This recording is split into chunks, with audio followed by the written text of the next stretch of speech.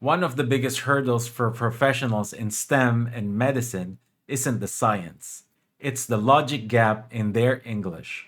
During our recent executive rhythm workshop, our science specialist teacher Jona broke down how to move from analog explanations to scientific precision. I wanted to share this snippet because it changes how you communicate, especially in the technical field. Watch how she uses the scientific method in professional English. In biology, if a cell signal is weak, the system fails. In the corporate world, if your explanation is too complex, your authority dies.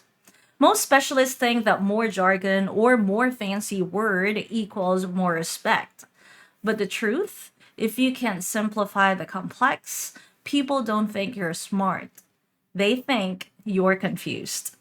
I'm Jonah, and I'm going to show you how to use the scientific method to fix your executive rhythm and finally sound as smart as you actually are. So let's go ahead and compare the signal versus noise principle. Let's compare cell communication versus boardroom communication or corporate world communication. So, going back to biology, cells must communicate perfectly, or the system fails.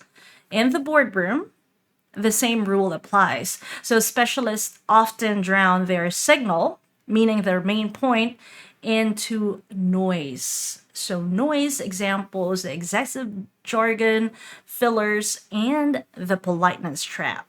Albert Einstein said, if you can't explain it simply, you don't understand it well enough.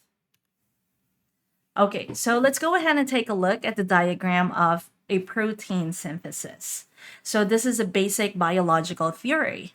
You will see in this diagram, there are steps in there that are called transcription, translation, and then there's a translation in cytoplasm.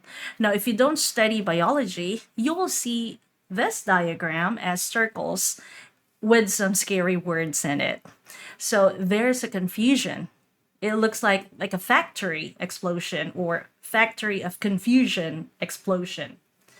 So the critical path right here, if we're going to highlight, for example, this area right here, it's called mRNA.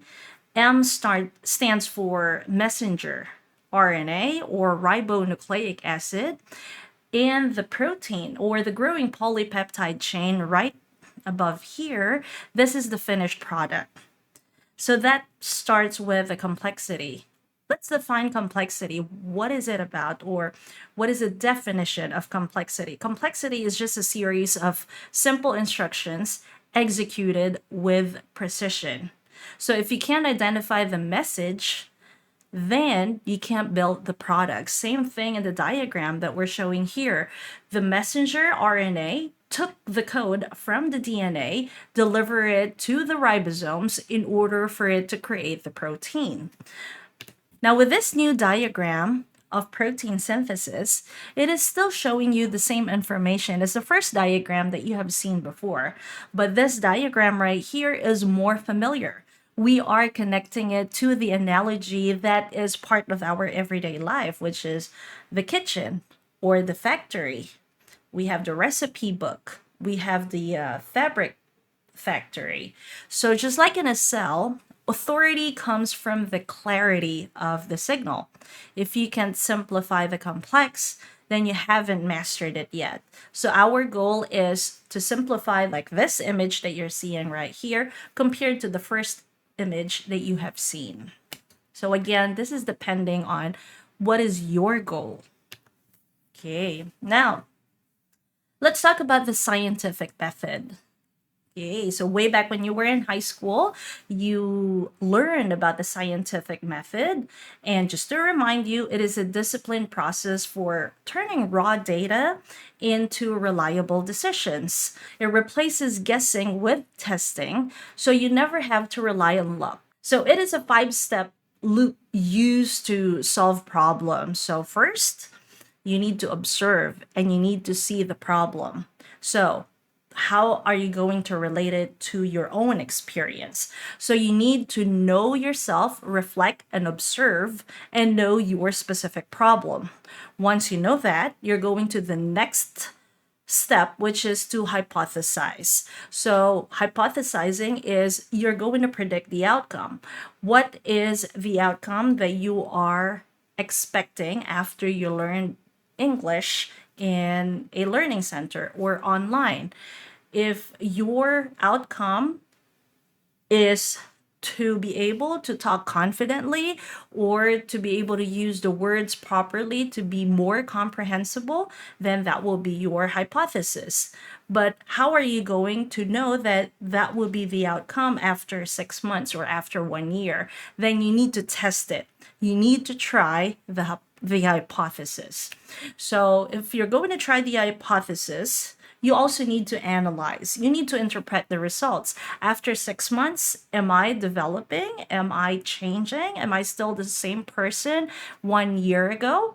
And that's the time that you're going to conclude and then explain what you have found. You can share it to a family member. You can share your experience to your friends, and that will be your conclusion. It's up to you if you would like to continue the learning process or you are ready to test it in real life situation or in your corporate life or at school at the university. So that will be your conclusion. So learning a new language is the same thing as following the scientific method.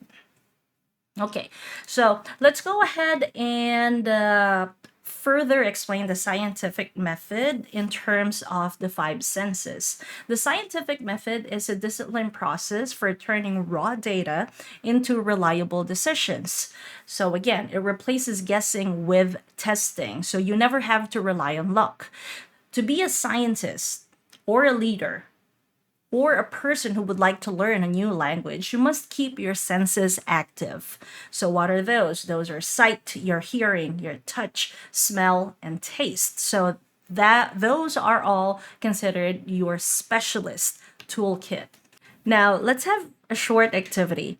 I want you to think of a common workplace conflict and rewrite it as an objective observation. So, for example, instead of my boss is being unfair, that is your negative narrative in your brain, it becomes observation, which is resource allocation is currently misaligned with project deadlines. And that could be the reason of your boss's behavior. So it's like reframing what you are seeing in that specific situation. Okay, so side by side with AP biology, what it requires, and your authority.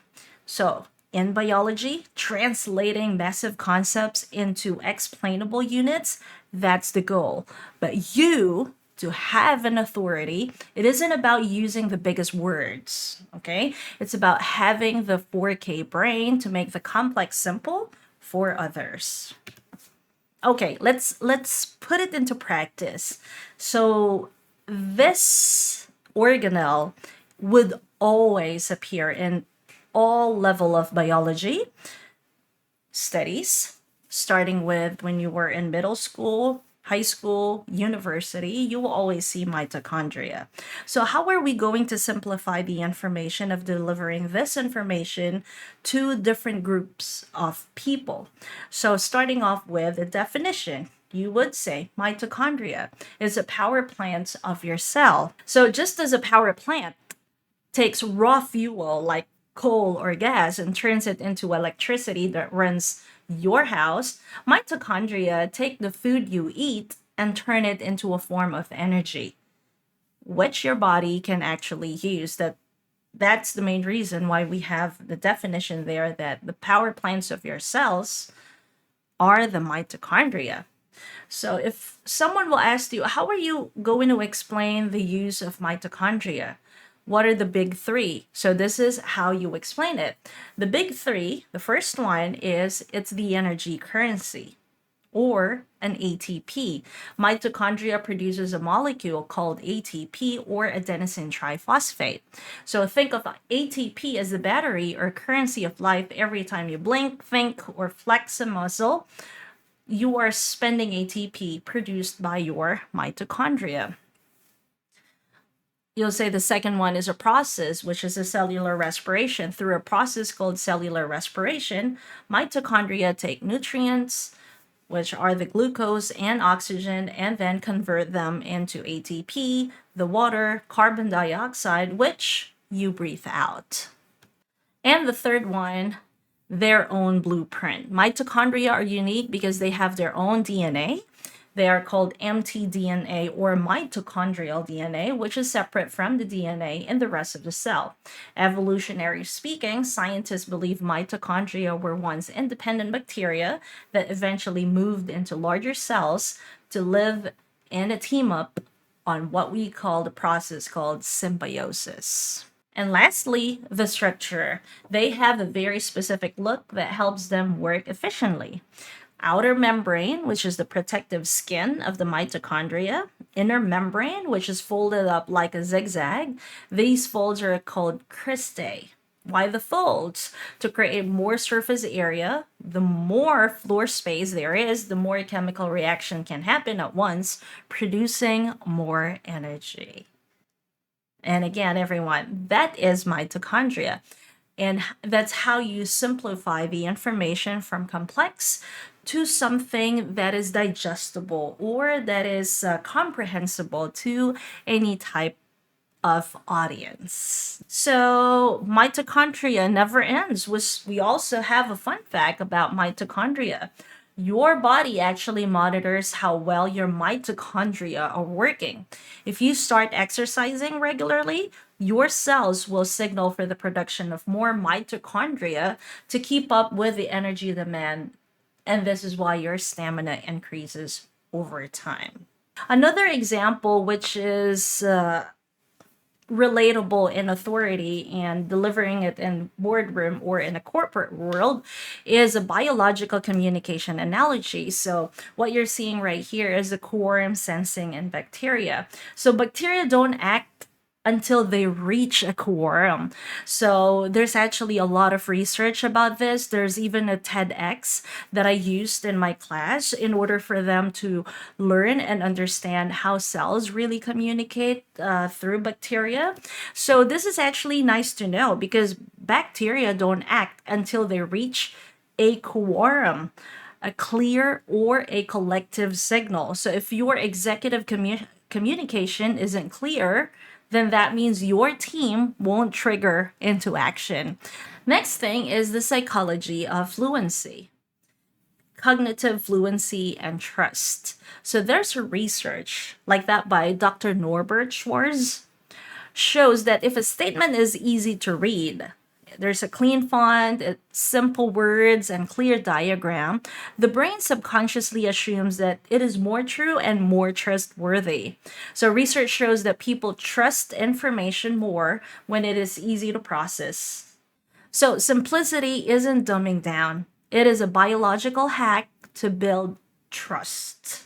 Another example is plain language for rocket science.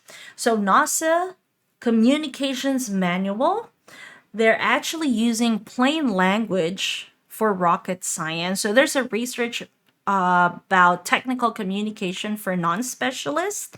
It actually proves that simplicity is the ultimate sophistication. So the mandate for plain language across all communications, NASA mandates the use of plain language to build trust and ensure usability. So writers are instructed to write conversationally, and they are instructed to avoid jargon and use active voice. So the NASA content guide, if you're going to have a copy of it, you will see that it provides a specific list of bureaucratic or corporate words to avoid, such as leverage, utilize, impactful, and streamline. So it suggests straightforward alternatives like use, start, or clear to make content more inclusive and accessible. So if technical or legal terms must be used, authors are required to explain them clearly upon first reference. Okay, next is the communication challenge. So we have what we call the curse of knowledge. So we find it impossible to remember what it was like not to know certain processes and other technical things. There's a paradox of teaching, which is that the greater an educator's subject matter expertise, the harder it can be for them to effectively explain concepts to beginners. So the causes, the first one, inhibitory control. It's the difficulty experts have in ignoring or suppressing their own knowledge when trying to understand a beginner's perspective.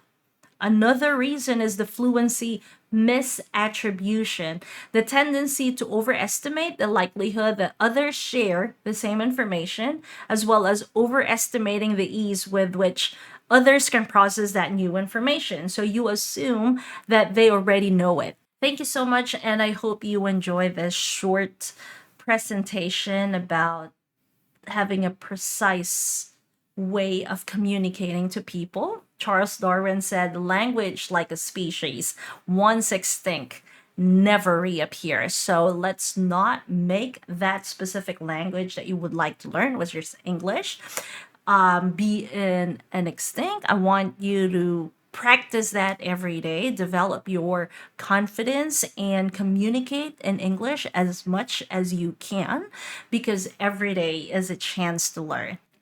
As teacher Jona just showed, the difference between a junior and an executive isn't just vocabulary, it's their logic. Scan the QR code you see on the screen or click on the link in the description below to book a 15-minute audit of your speaking style. And I'll see you in the next one.